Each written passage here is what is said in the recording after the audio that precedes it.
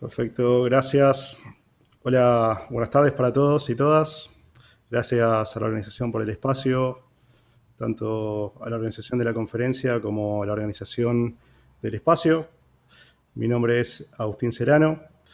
Me encanta poder hoy compartir una charla con ustedes en el primer espacio de DevSecOps de la historia del EcoParty. Ojalá tengamos muchos años más este espacio. Hoy les voy a presentar una charla con un enfoque práctico para el manejo de vulnerabilidades en ambientes DevOps, algo que siempre fue tedioso tradicionalmente y en entornos DevOps más todavía, porque no se permite manejar tiempos tan extensos, porque está el desafío permanente de agilizar, de evitar la fricción, de evitar el desperdicio de tiempo y de recursos, o lo que se llama muda en DevOps. Y bueno, va a ser importante adaptarnos a esta cultura y modalidad de trabajo sin generar fricción, por sobre todas las cosas. Bien, vamos a ver un poco la agenda para esta charla.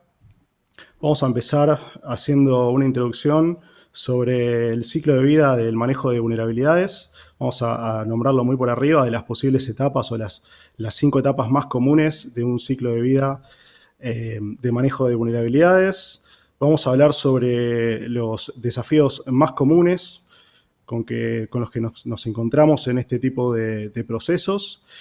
Vamos a hablar sobre un modelo de pipeline, de AppSec Pipeline, de DevSecOps, basado en el modelo de pipelines de DevOps y todas las técnicas y controles que se integran en ese pipeline, ¿sí? Que en definitiva va a ser la fuente de aquellas vulnerabilidades que nosotros vamos a tener que gestionar. Y vamos a mostrar una demo con dos enfoques, uno genérico, más generalista, que es apto para entornos multicloud, on-premise o híbridos, y otro enfoque más orientado a lo que es nativo de nube, basado en AWS, simplemente porque es uno de los proveedores de nube más utilizados. Bueno, les cuento un poquito sobre mi persona, para los que no me conocen. Les dije, mi nombre es Agustín Celano, trabajo hace unos 10 años en InfoSec, dentro de los cuales los últimos 7 trabajo en forma independiente. Soy un entusiasta del Security as Code, me gusta mucho automatizar todo lo que son procesos y controles de seguridad y de cumplimiento. Y bueno, estas son mis redes para los que quieran ponerse en contacto conmigo. Me encanta compartir conocimiento, intercambiar opiniones y experiencias, así que bueno, siempre es bienvenido cualquier tipo de intercambio. Bueno, nos metemos de lleno en el tema. Vamos a hablar sobre este ciclo de vida de las vulnerabilidades, ¿sí? Genérico, aplicable a cualquier ámbito, que empieza en la etapa de escaneo, o en la etapa donde se obtiene aquella información que vamos a manejar, ¿no? Donde frecuentemente hay más de una fuente, ¿sí? Más de una herramienta que nos provee información, donde la información se obtiene de manera automática o semiautomática y hasta a veces manualmente, donde la información puede venir de una fuente externa, como en el caso, por ejemplo, de un pentest o una auditoría.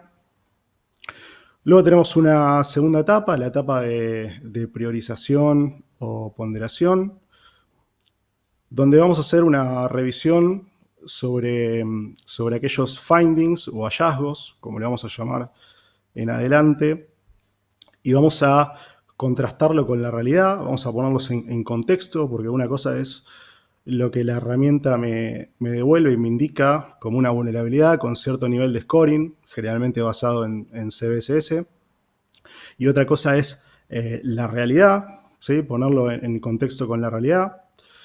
Luego hay una tercera etapa, que es la etapa de reporte, donde se formalizan esos hallazgos ya ponderados, ya habiendo hecho un filtro previo, habiendo descartado lo que son los falsos positivos. Y esos hallazgos se escalan al sector que corresponda para su fix. O sea, alguien dentro del equipo se va a encargar, o mismo un grupo de trabajo dentro de lo que sea el equipo, se va a encargar de aplicar un fix para resolver esa vulnerabilidad. O en todo caso, como la siguiente etapa, en la etapa de remediación, lo que se va a hacer es una gestión sobre eso, en el caso de que no se pueda aplicar un fix, y se va a tratar como un riesgo, con todos los posibles resultados de esa gestión, ¿no? Que pueden ser desde la mitigación, la transferencia a un tercero de ese riesgo, o lo que sea.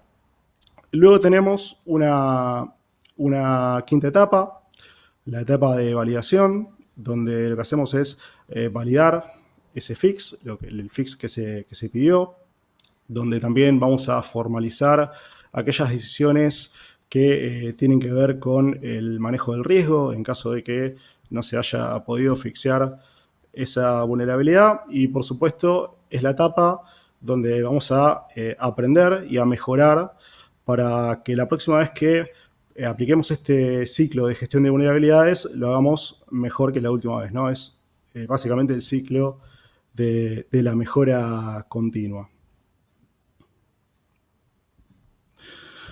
Ahora bien, durante este proceso existen muchos desafíos muy comunes, ¿sí? Tanto en entornos tradicionales y se complica un poquito más en entornos DevOps. Y el primer desafío es que, como dijimos antes, hay muchos orígenes de información. Frecuentemente hay más de una herramienta corriendo en el entorno que genera resultados y esos múltiples resultados generalmente están en diferentes formatos, HTML, puede ser XML, JSON o un formato propietario, y el desafío ahí va a ser tratar de concentrarlos, ¿sí? Y de alguna manera normalizarlos o por lo menos adaptarlos a un modelo de datos en particular. También el otro desafío sobre esta multiplicidad de orígenes es que hay veces donde las herramientas no corren de manera síncrona, sino que lo hacen de forma asíncrona y en diferentes periodicidades.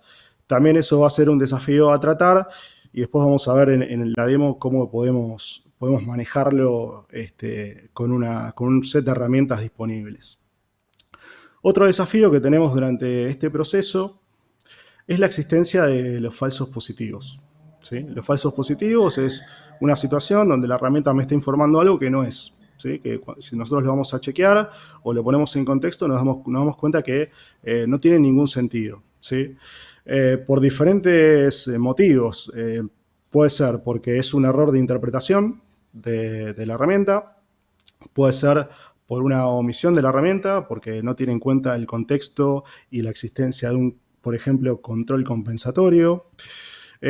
O puede ser que realmente esa vulnerabilidad que me informa la herramienta no es explotable por cualquiera sea el motivo, ¿sí? No se cumple alguno de los requisitos para poderse explotar.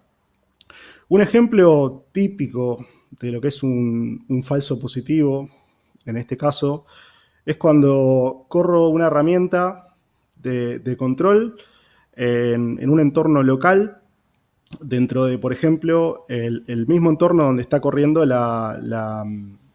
activo a controlar, ¿no? Y eso me devuelve, por ejemplo, una vulnerabilidad de protocolo HTTP, ¿no? Me dice, estás usando un protocolo que no es, de alguna manera no es seguro porque transfiere datos en clear text y permite que alguien se ponga en el medio y se produzca un exposure o una pérdida de confidencialidad de la información. Bueno, si la herramienta no tiene forma de entender que está corriendo en un entorno local, no tiene forma de entender que delante de eso, en una situación de conectividad normal, hay un proxy reverso quizás que me maneja la conexión TLS y que me maneja los diferentes flags en los headers. Y bueno, lo normal es que esto me resulte en falsos positivos que realmente no tienen sentido si vamos al contexto y a la práctica real, ¿no? Esto es un ejemplo muy, muy, muy típico. Luego tenemos también desafíos con respecto a la priorización y a la ponderación, porque más allá de la existencia de una vulnerabilidad, que puede ser práctica o teórica, digamos que hay una ponderación que tiene que ver también con el contexto, ¿no? ¿Qué tipo de activo es? Si es público o está solamente visible desde la red interna o desde cierto segmento restringido, si la vulnerabilidad es de fácil explotación o no. Eso es fundamental para ponderar, porque obviamente lo que es de fácil explotación va a requerir que yo aplique un fix lo antes posible. Y también tienen que ver cuestiones como, por ejemplo, la existencia de un exploit público. Hay veces que se conoce una vulnerabilidad, por lo menos en la teoría, pero no hay un exploit público disponible, por lo menos público. Y hay otras veces que sí, que es público y que está al alcance de cualquiera. Y la verdad es que el riesgo de que me exploten esta vulnerabilidad es notablemente mayor en algunos casos que si ese exploit no fuera público. Luego tenemos algunos desafíos con respecto a los tiempos, sobre todo cuando estamos en un entorno DevOps, donde los tiempos son más cortos. ¿Sí? Ahí tenemos que plantear una estrategia de remediación ágil. No podemos extender mucho tiempo el manejo de vulnerabilidades. No podemos tirarle por la cabeza al desarrollador o al sysadmin una planillita de Excel con todas las vulnerabilidades que nos escupió la herramienta y pedirle, che, flaco o flaca, corregime esto o decime si esto está bien o no. Nosotros tenemos que de alguna manera evitar fricción, ¿no? Evitar que llenar el backlog del otro, sino que lo que tenemos que hacer es tratar de aportar ya soluciones pulidas. ¿Sí? Hace esto, hace el otro, ojo que esto es grave, atendelo con mayor prioridad, etcétera, etcétera. Bien, y por el otro lado, también tenemos que lograr un adecuado registro, ¿no? Y sobre todo si estamos en un entorno que está regulado, ¿sí? Que tenemos que cumplir con determinada normativa. Es importante que todas las acciones dentro del proceso de gestión de vulnerabilidades de alguna manera queden registradas y sean traceables, saber qué pasó, quién lo atendió, cómo se resolvió, etcétera, etcétera.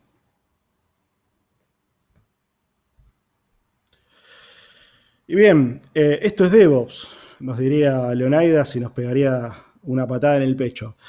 Es importante entender que si estamos en DevOps debemos pensar y trabajar como lo exige DevOps. ¿Sí? Y es importante en este caso, en este ambiente, en este contexto, poder brindar una adecuada eficiencia de tiempos y de recursos, ¿no? Y para esto es muy importante, muy importante, un factor clave de éxito, poder automatizar todas aquellas tareas que son operativas y repetitivas. ¿Sí? Sacar un reporte y cargarlo en otra herramienta para hacer la gestión es una tarea que deberíamos poder automatizar. Deberíamos poder hacerlo por script, deberíamos poder llamar a la API de la herramienta y descargarlo y llamar a la API de la otra herramienta y subir el reporte.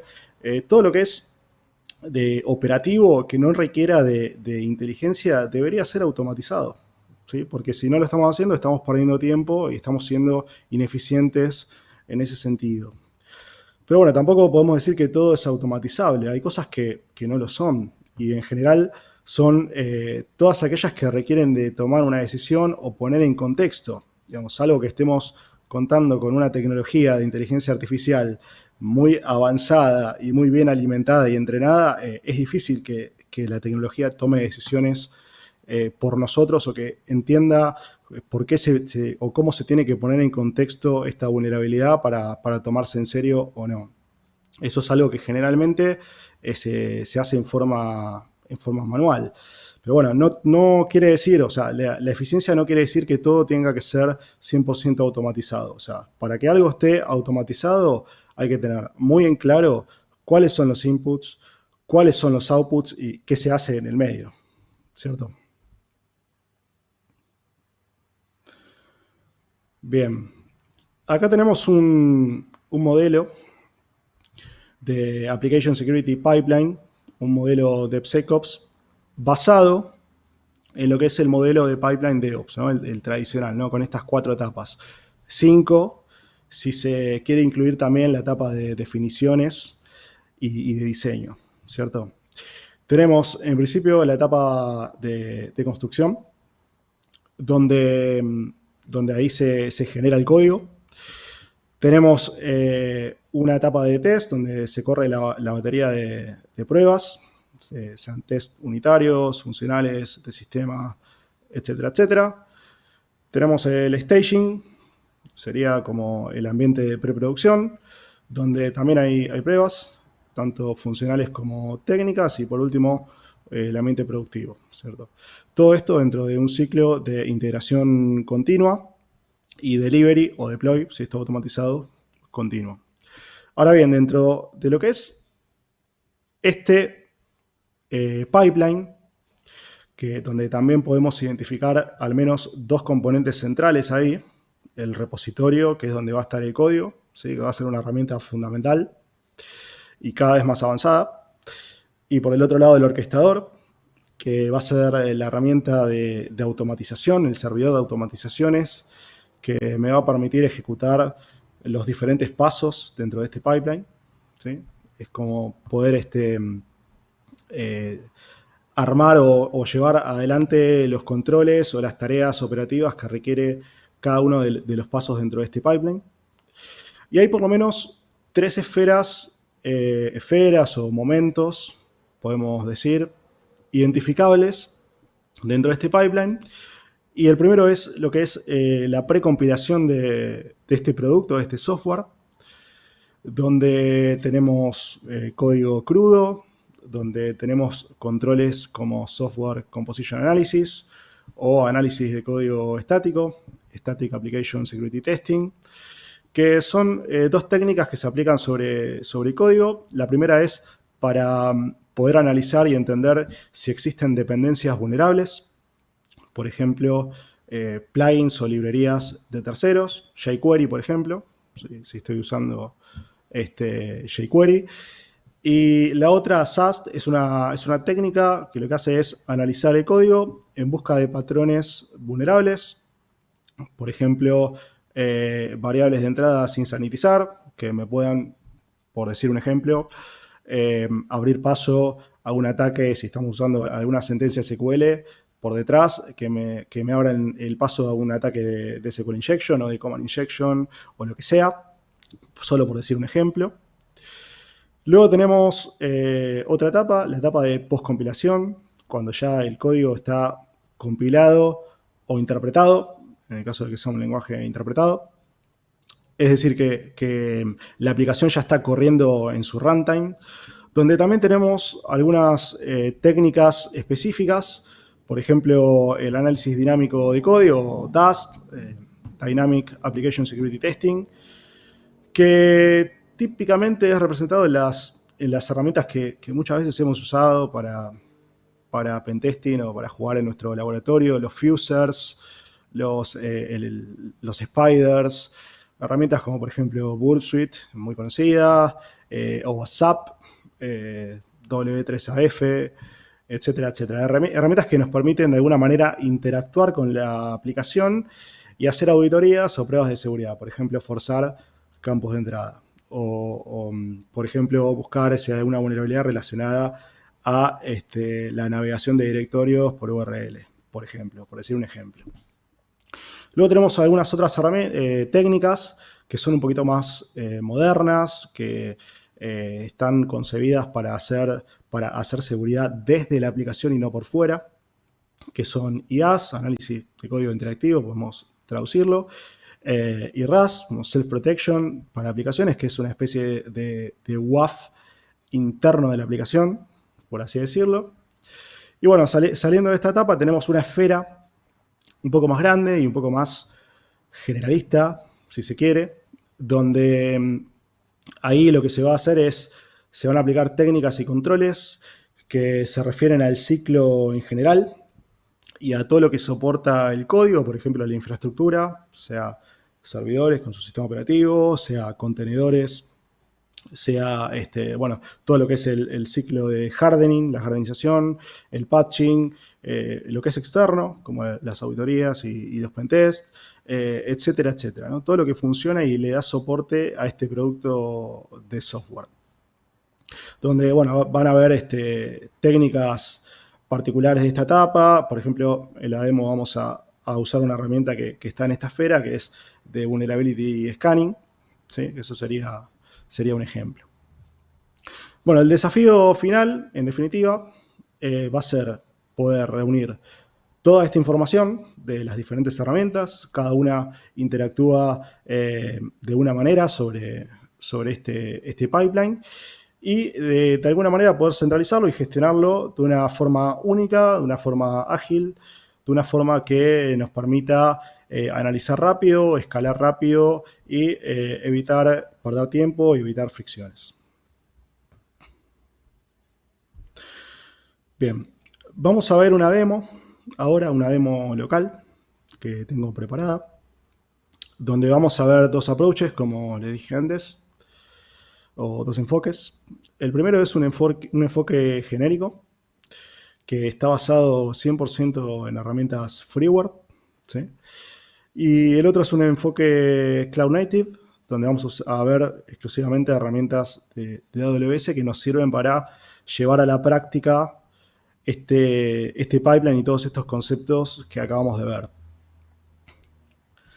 Acá vemos un despliegue de lo que va a ser este enfoque genérico, donde de nuevo hay un repositorio, está el orquestador de seguridad en este caso, porque es un pipeline exclusivamente de herramientas de seguridad, un AppSec pipeline, donde hay diferentes tools, ¿sí? Esas tools podrían ser parte del pipeline principal, algunas, como por ejemplo las que son de LimCheck, por ejemplo el SAST o la herramienta de análisis de dependencias, generalmente están dentro de lo que es el pipeline principal, integrados, pero hay veces que no se integran en el pipeline principal y de alguna manera se ejecutan de manera síncrona a través de otro pipeline, como en este caso.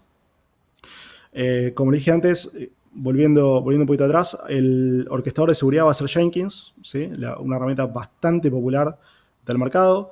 La elijo porque es popular simplemente y porque es freeware y de código abierto también. Pero realmente pueden elegir cualquiera, o sea, es solo un ejemplo. El repositorio, voy a usar un repositorio local, pero podría estar usando cualquier otro repositorio basado en Git o lo que sea. Y luego dentro de las herramientas de Application Security voy a elegir 4 que van a estar dentro de las diferentes esferas que vimos recién.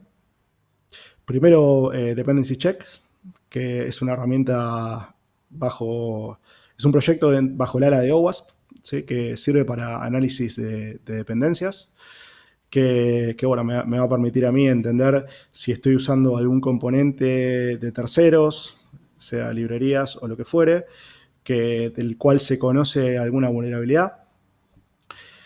Luego voy a tener una herramienta para hacer análisis de código estático, que va a ser Bandit, que es una librería en realidad, es una librería de Python. Sirve para justamente hacer el link check de análisis de código estático sobre código Python. Luego vamos a tener una tercera herramienta, que también va a ser dentro del proyecto OWASP, que nos va a hacer las veces de análisis dinámico, donde vamos a ejecutar simplemente un scriptcito default de caja de WhatsApp, que lo que hace es hacer un chequeo de baseline, que tiene más que ver con implementación de protocolo que con otra cosa, pero bueno, para el ejemplo nos va a servir, ¿sí? Para no complejizarlo demasiado. Y hay una cuarta herramienta, que va a ser un escáner de vulnerabilidades, más de infraestructura, ¿sí? Pero también va a tener va a poder escanear vulnerabilidades de aplicación, que es Nessus. Es una herramienta bastante conocida, no es open source, sí es freeware hasta cierto punto, porque hay una licencia community, si se quiere, que es limitada, pero bueno, lo podemos usar. Así que bueno, estas 4 herramientas van a generar reportes. Yo esos escaneos, los voy a orquestar con Jenkins y a través de scripting, ¿sí? Que me van a ayudar a interfacear con la otra herramienta importante que es Defect Dojo, que ahora les voy a mencionar qué es. Lo que voy a hacer es subir esos reportes, ¿sí? Y tenerlos de manera unificada para poder hacer la gestión. Ahora bien, Defect Dojo es una herramienta central dentro de este ejemplo, dentro de este enfoque genérico que les estoy presentando hoy. Y es una herramienta que me permite a mí poder centralizar vulnerabilidades de diferentes fuentes. Algunas ya vienen embebidas, digamos, de caja dentro de lo que es Defect Dojo. Ya viene el template, digamos, para poder subir la vulnerabilidad, el reporte, perdón, en el formato que me expulsa la herramienta y no tengo nada más que hacer. Pero también podría utilizar la API de Defect Dojo, que es muy robusta, para cargar reportes de otras herramientas que no vengan de caja, que no estén integradas por default, porque realmente la API de Defect Dojo es muy robusta, nos permite hacer muchísimas cosas y bueno, llegado el caso, estas 4 herramientas igual vienen ya Defect Dojo viene preparado para poder integrar los reportes de estas herramientas, pero podría usar otra que no esté integrada y tranquilamente lo podríamos hacer. Bueno, Defect Dojo me va a servir para hacer el staging, entonces, de vulnerabilidades, poder hacer toda la gestión. Y en el caso de que se presente una necesidad de escalamiento, donde necesito que alguien aplique un fix, necesito reportearle a alguien acerca de la vulnerabilidad para que se ocupe de ello, voy a usar Jira, que es una solución muy extendida en el mercado, seguramente muchos la conocen. Jira es una herramienta de issue tracking, ¿sí? Y también sirve para manejo de backlog. Bueno, es muy utilizada por desarrolladores también, no solamente como sistema de tickets. Y lo que voy a hacer es integrarla con Defect Dojo para hacerlo más ágil y cualquier vulnerabilidad que yo entienda que debería ser tratada y debería aplicarse un fix, la voy a escalar a través de la API de Jira, que en este caso va a ser Jira Cloud. Bueno, por último, alguien se va a ocupar de eso y me va a hacer una devolución, ¿sí? Y va a aplicar el fix y el ciclo va a seguir para la etapa de lo que es la validación. Bueno, me voy a correr de acá, me voy al navegador, ¿sí? Donde tengo las herramientas corriendo. Yo ya lo corrí antes de grabar la charla para evitar problemas. Esto es Jenkins, la herramienta que vamos a usar para orquestar estas diferentes tareas. Lo que me permite es plantear etapas o stages donde yo voy a correr procesos automáticos, sea por scripting, sea por plugins, integraciones de Jenkins con otras herramientas, etcétera, etcétera, con la idea de poder llegar a algo, ¿cierto? Yo acá tengo un pipeline exclusivo de Application Security. Vamos a ver de qué se trata. Donde ya tengo integrado mi sitio de Jira, ¿sí? Esto es Jira Cloud.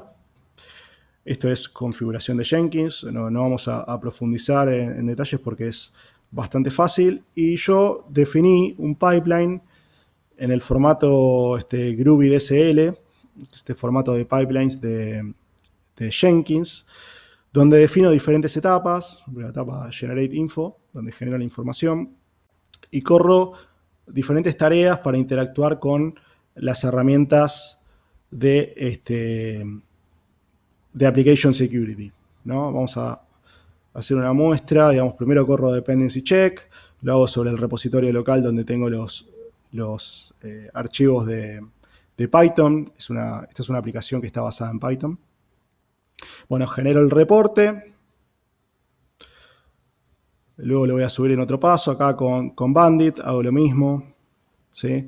Fíjense que me aprovecho de una característica de Jenkins, el orquestador, que es el uso de secretos. Para interactuar con Defect Dojo necesito de un token, ¿sí? que está asociado a un usuario. Previamente lo tengo que generar. Y yo aprovecho estas funcionalidades secretos de Jenkins para no poner directamente este token en el código, ¿no? Directamente Jenkins va a su base de secretos a su vault de secretos, lo levanta y lo utiliza cuando es necesario. Y bueno, tengo algunas variables de entornos, job name de Jenkins que voy a utilizar para que sea más fácil hacer un traceo cruzado entre las herramientas. Bueno, Bandit, como les dije, acá SAP también, lo que va a hacer es correr, lo tengo dockerizado, corre el Docker. Y el contenedor lo que hace es devolver un reporte, SAP XML, con este nombre, variable de entorno. Y acá meto una trampita, porque acá no me estoy descargando directamente el reporte desde Nessus, sino que yo ya lo corrí previamente y lo tengo bajado en el file system. Esto es para ahorrar recursos, básicamente, porque nada, tengo que tener el servidor de Jenkins de Nessus levantado y me consume muchos recursos para lo que es el laboratorio y la máquina que estoy usando, así que directamente me descargué el reporte en el file system y lo que hago es después levantar todo esto, ¿no? Fíjense que uso scripts para ayudarme con esto. Podría hacerlo por curl directamente, pero la realidad es que tiene cierta complejidad el manejo de archivos en la API de Defect Dojo. ¿Sí? Hay que pasárselo en un formato específico, que es el que maneja bien las variables del tipo file en Python, así que directamente lo levanto como un file en Python, se lo mando y chau. Estos scripts los tengo disponibles en mi cuenta de GitHub para quienes puedan llegar a necesitarlos. Tanto lo que es la creación del engagement, después vamos a ver lo que es el engagement, para lo que es la importación de estos reportes. Fíjense que lo que hago es parametrizar, ¿sí? Todos los datos que normalmente me está pidiendo la API de Defect Dojo. Primero me pide el token, después me pide esto es parametría exclusiva del script, ¿no? Lo que es la URL de Defect Dojo con que se va a comunicar. El tipo de escaneo, ¿sí? Estos son escaneos que están, dijimos, preinstalados, ya vienen nativos, Subscan, Nesuscan, Bandit, Dependency Check. Y bueno, le hago referencia a la ruta dentro del file system donde está cada uno de estos reportes. Y luego le paso, que esto es importante, el ID del engagement, que es algo que generé en un paso previo. Fíjense, create engagement se guarda en una variable que se llama result. Esta es la variable que le termino pasando, en definitiva, a la API para cargar el reporte. Bueno, y también hago una pequeña captura del error en caso de que se produzca un error, donde, bueno, si el pipeline no puede correr por algún motivo o se presenta algún tipo de error, le pido que me levante un ticket en Jira, ¿sí? Para poder enterarme y, bueno, hacer la gestión que corresponda. Ahora bien, esto ya dijimos que corrió. Les voy a mostrar qué es lo que se ve del otro lado de Defect Dojo. Acá tengo un producto cargado que se llama BM Pipeline, un producto que generé, que lo tengo que hacer. Esto es como decir, linkear este nombre de producto con el pipeline de la aplicación que se esté corriendo en ese momento, ¿no? Es como darle esa sincronicidad. Esto se refiere a producto en Defect Dojo. Lo tengo que crear previamente porque es uno de los datos que me requiere, lo que es el ID de producto, este 2 que me aparece acá, es parte de los datos que yo le tengo que brindar a la API para poder hacer la carga de engagements. Los engagements son como momentos, ¿sí? Es como un compromiso que básicamente tiene la propiedad de tener SLAs, tener un cierto contenido de reportes que se dieron en un momento tal, como por ejemplo, y muy común, en cada nuevo job, ¿no? Cada vez que se corre un job en Jenkins, cada vez que se hace un delivery o un deploy, se genera toda esta batería de reportes, un nuevo engagement y se sube a Defect Dojo. Ahora bien, dentro de lo que es el engagement, tengo los findings, ¿no? Los reportes y los findings, que son los hallazgos de cada uno de esos reportes. Vamos a ver todos los hallazgos. Ok, fíjense que acá tengo tanto de Dependency Check como de Bandit.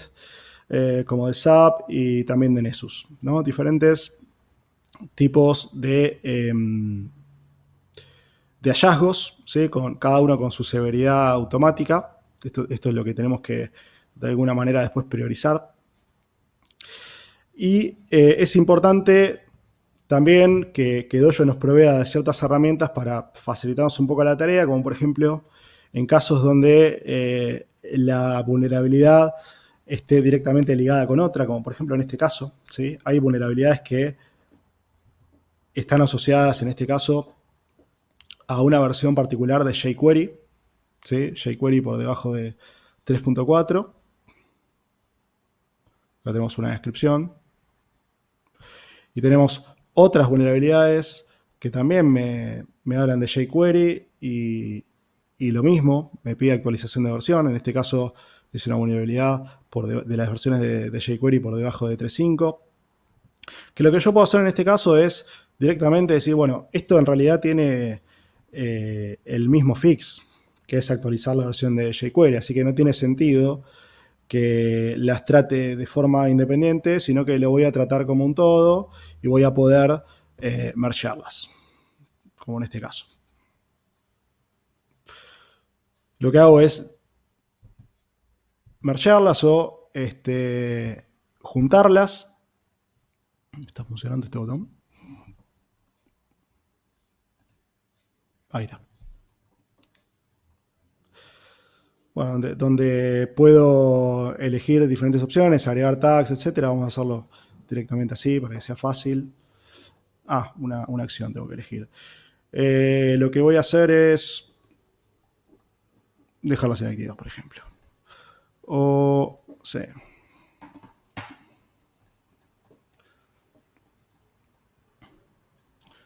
Bien, mitigación, actualizar jQuery a última versión.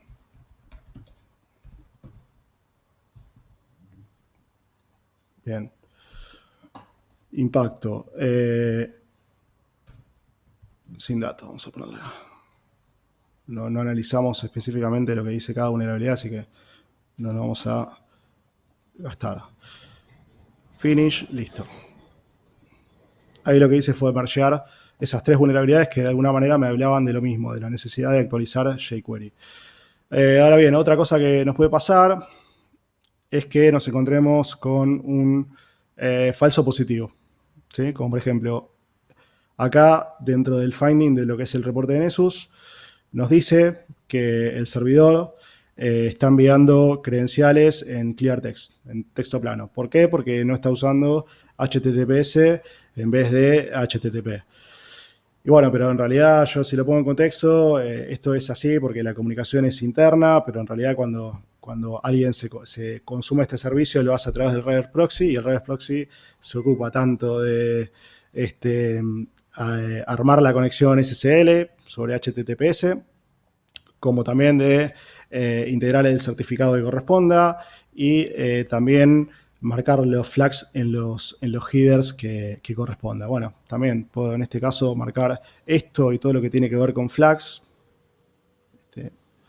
HTTP only, header, xcontent. En principio esas. Lo que puedo hacer es marcarlas como un falso positivo. Y esto lo que va a hacer, fíjense que lo va a sacar de acá, pero no es que lo eliminó, sino que simplemente lo marcó como inactivo y lo marcó como falso positivo. Después dentro de las métricas los vamos a poder ver esto. Fíjense que acá tenemos 4 casos de falsos positivos de severidad low. Volvemos. Y también me puede pasar, como en el caso, acá tenemos otra de jQuery. Se nos pasó, bueno, no importa. También podemos tener un caso, como por ejemplo este, que Bandit nos informa sobre una vulnerabilidad del tipo SQL Injection en el código, y acá nos muestra cuáles son las líneas de código que de alguna manera están involucradas en este hallazgo. Y sí, la realidad es que sí, que acá hay una vulnerabilidad porque no se está sanitizando la entrada. Entonces, cualquier atacante podría aprovechar este insert para alterar valores en la tabla students. Por ejemplo, no sé, blanquearme una cuenta o cambiarme una nota o lo que sea. Y para mí esto es algo grave porque, no sé, este sistema vamos a suponer que es crítico para mi organización. Y para mí es importante que esta vulnerabilidad no sea tratada como una vulnerabilidad de severity medio, sino que sea tratado como una vulnerabilidad de criticidad alta. Esto es fundamentalmente para que del otro lado puedan asignarle la prioridad que corresponde. Entonces yo puedo editar esto, puedo ponderarlo, decir que es una vulnerabilidad alta. El impacto es posible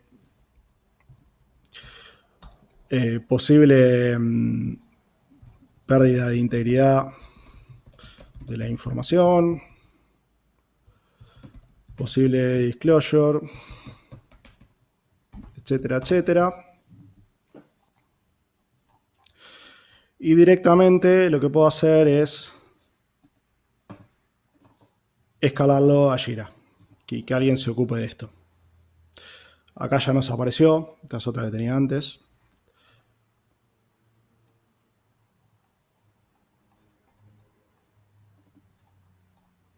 Bueno, lo que me olvidé de poner acá es un mensaje, ¿no? Como decirle, che, lo que tenés que hacer acá es sanitizar esta variable, fíjate si podés usar algún método como is_al_num de Python, que me permite solamente ingresar caracteres alfanuméricos y evitar que se permita la entrada de caracteres que tienen que ver con una sentencia, una query SQL, ¿no? Como, no sé, la coma, el single quote, no sé, los guiones, etcétera, etcétera.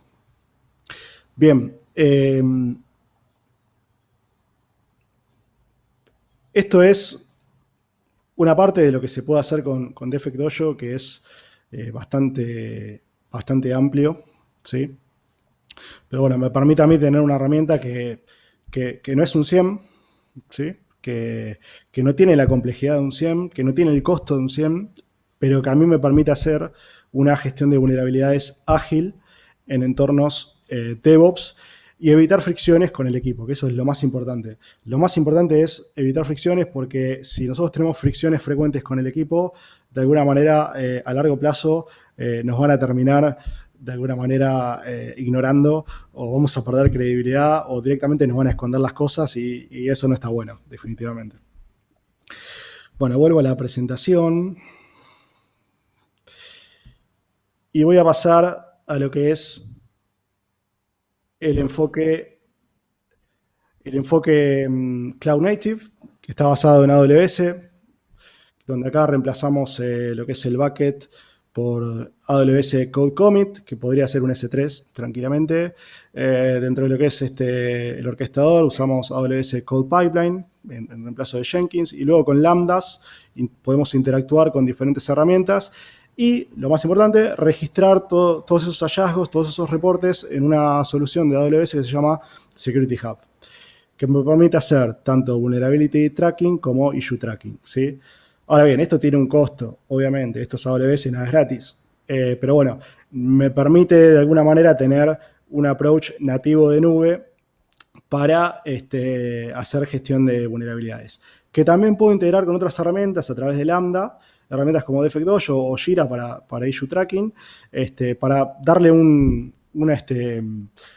una continuidad a este ciclo con las herramientas que habitualmente utiliza el equipo. No voy a hacer una demo de AWS porque no tengo nada preparado, pero sí les voy a mostrar un par de capturas. Acá lo que tenemos es básicamente una descripción de lo que es Security Hub, interactúa con servicios nativos dentro de lo que es la plataforma, pero también me permite a través de su API cargar cosas custom, ¿sí? Siguiendo su modelo de datos. Y lo que me permite, obviamente, porque es una especie de SIEM, es tomar acciones en base a los resultados, ¿sí? Me permite hacer remediaciones o tener respuestas ante cierto tipo de incidentes. Eso es la ventaja. Y bueno, acá tenemos una imagen de lo que es la consola, ¿sí? La consola real, donde la información es más o menos la misma. Tenemos un grado de severidad o gravedad, tenemos la herramienta que trajo la vulnerabilidad y de qué se trata la vulnerabilidad. Tenemos un flujo de trabajo y cosas específicas de esta solución, que es aplicar reglas para responder y para hacer diferentes tipos de acciones automáticas. Bien, esto es todo por hoy. Les agradezco a cada uno de ustedes que está del otro lado viendo esta charla. Espero que les haya gustado, que se hayan podido llevar